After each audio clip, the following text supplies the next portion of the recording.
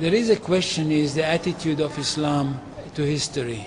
And in fact, what we find, the basic attitude is that all history is in fact an Islamic history. That means that all the major figures of history basically are Muslims.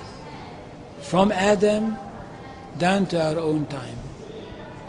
So if the Jews or the Christians are demanding something and basing it on the fact that there was a king called Solomon, or a king called David, or a prophet called Moses, or Jesus, then of course what they are doing, they are saying something which is not true, or in fact they don't know that all these figures were basically Muslim figures.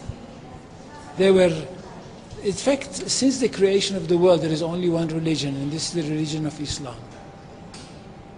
So if anybody says, look, there is a place which is connected with Solomon, and that's the place where the Temple of Solomon stood, a true Muslim would tell you, yes, absolutely right, but don't forget that Solomon was a Muslim.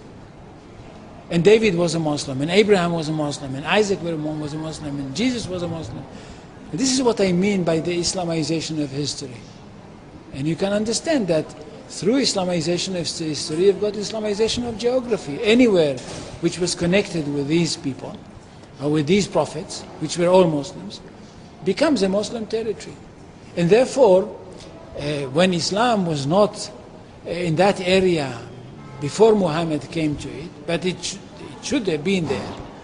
In that area, I mean in the Middle East or other parts outside the Middle East, which are now Muslim parts. Any place like this had to be freed, not to be conquered, had to be liberated.